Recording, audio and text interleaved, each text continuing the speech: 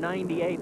That is Kevin Harvick. I saw a little smoke on the truck behind him. Harvick's come up from 20th position, and that is Cywinski with the right front. A little bit of perhaps tire rub. Yeah, it definitely looks like some tire rub on Cywinski's truck. Look at that. You can see it. Hopefully he's headed for pits. Yes, he is. He's headed for the pit lane. Oh, he's got more damage to that right front. Good call by Cywinski. You don't want that right front going down. So while we got a quick glance at Kevin Harvick, who has moved from 20th to 8th position, just the opposite for Kevin Cywinski.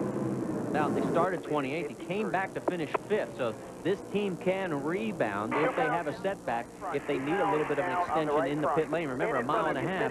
You can do a lot of work. Oh, big spin. The 71 of Tommy Crock. Can he hold on to it without going into the wall? Tommy? Oof, not quite. Oh, and he gets both in. Number 71 of Tommy Crock. Coming off turn 2. And that is Ron Hornaday there tucked up. And I'm just wondering, maybe he took a little bit of air off the rear of that truck. And Crock did a great job initially, but then it kind of hooks back on him, and he gets the nose of the truck up into the wall on the outside. After hitting the nose, the back end comes around, and it hits as well. He brushed the wall on that first lap as Biffle gets into Houston just a little bit, driving down into 1. Oh, big fire. The 75 of Marty Houston, as he has made strong contact with the wall and has slid down to the infield portion of turn 4. A lot of damage to the 75 Spear Chevrolet. Our 4th caution of the day, and right now Marty is not out of that truck, and the flames are shooting, and quickly the crews get over.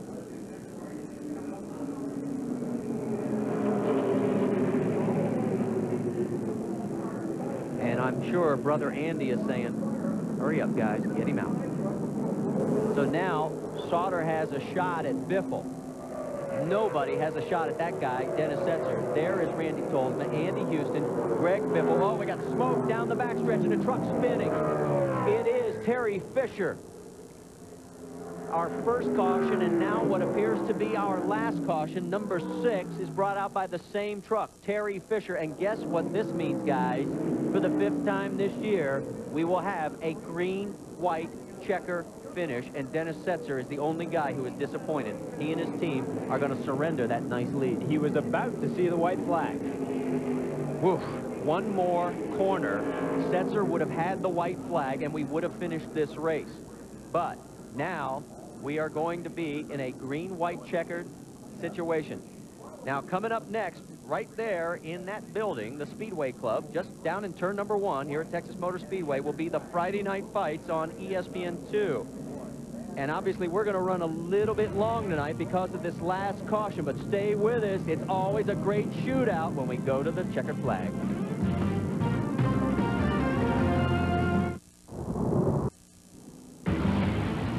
Round 10 of the NASCAR Craftsman Truck Series is brought to you by Daytona USA, the official attraction of NASCAR. And by Mobil 1 Synthetic Motor Oil. Nothing outperforms Mobil 1.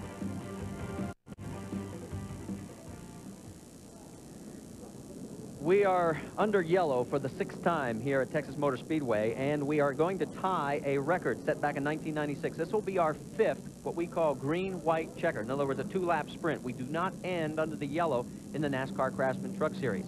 We had 5 extra laps at Homestead, 1 at Bakersfield, 3 at Pikes Peak, 4 at I-70 in Odessa, Missouri. And 19, now 20 of 107 truck races have run the extra laps. And boy, if you're Dennis Setzer, this is the last thing you wanted to see. With almost a 2-second lead, about to take the white flag, and he gets that yellow.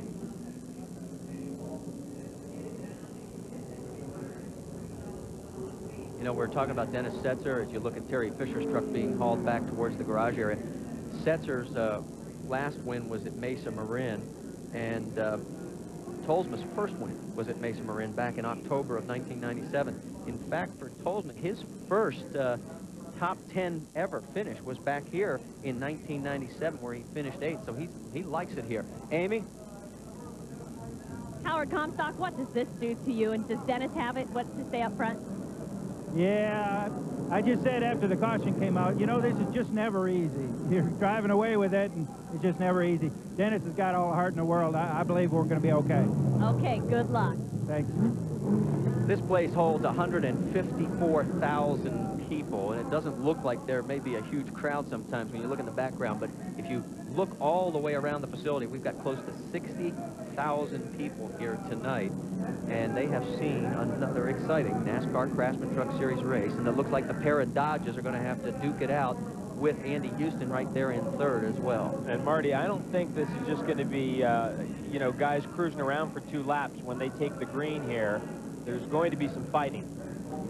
The other thing to remember is in this series, in the 10-lap rule takes place, then only the trucks on the lead lap get to come to the front, and it is single file. Speaking of the fight that we have going on here, coming up next, you can see the ring lit up in the Speedway Club.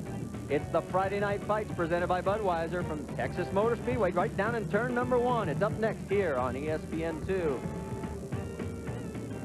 We'll be going there as soon as we get done. We're going to go green this time by. And Randy Tolsma in second place. David?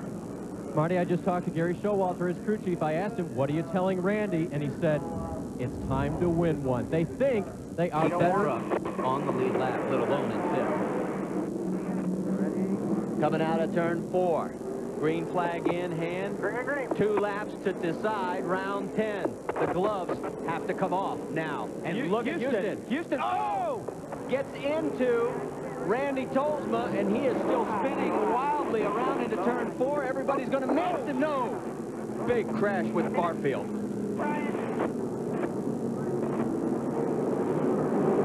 Tolsma came down to defend the position. Houston had a big run on that restart. You called it. You thought something was going to happen. Well, you could see Houston had a big run and just a little tap right there. And keep in mind, on cold tires, Tolsma does a great job here. I mean, look at this field bearing down on him. Gets it straight. Just can't quite keep it straight. Barfield goes high, and boom. If you're tuning in for the Friday Night Fights, on board with Andy Houston. Listen here. I mean, Andy Houston did about as much as he could do to not hit Randy They had Tolsma. added extra fuel. Rick said, I just had a gut feeling. I put in extra fuel. Setzer did not. Well, we've got 2 laps to find out if he's got enough, because we're going green here at Texas Motor Speedway, and the 2 of them get a great jump over Jay Sauter in third. And Biffle's got a good run. Look at him here into 1. He's right there. But Setzer is pulling away, so if he doesn't have a fuel problem... Keep going. Keep digging. Oh, boy, Biffle got a little loose. In fact, Biffle's under attack from Sauter. And we saw Biffle loose before the yellow. This time, look at Sauter. Sauter really coming on strong, trying to get underneath Biffle. He is under him. He's past him. White flag. Here we go. 1 lap, 1.5 miles to go. Keep digging. Sauter is closing. Sauter's not done. Sauter is not done. This is amazing. Look at the right front corner on the number 3 Goodwrench Chevrolet. It's junk. Aerodynamically, this should not be happening. He's got 2 corners to take a shot at winning his first race in 1999. Coming through 3, around 4. Everything is big in Texas. Is it going to be a big win for Setzer or the number 3? It's going to be Setzer. Dennis Setzer with his first win in 1999, and they did have enough fuel. Congratulations to Howard Comstock and the entire team. Again, a reminder that we'll have an interview with our winner on RPM tonight, tomorrow night, 11 o'clock Eastern Time. For Jeremy Dale, Dave Burns, Amy East, I'm Marty Reed. Thanks so much. Friday Night Fights are coming up next. Some tape from the front grille so that he can get a little bit more air and cool down. Dave Burns. Right side tires to Ron Hornaday, a little tight off the corner. They're having trouble getting him water, and he needs that today. Meanwhile, Dennis Setzer comes in for right side. Jackman Brian Keselowski treated for heat exhaustion earlier today. He's back in, and Dennis Setzer is stuck. He cannot get out for Stacy Compton right in the way. Setzer finally out of here. Compton still working on the right side.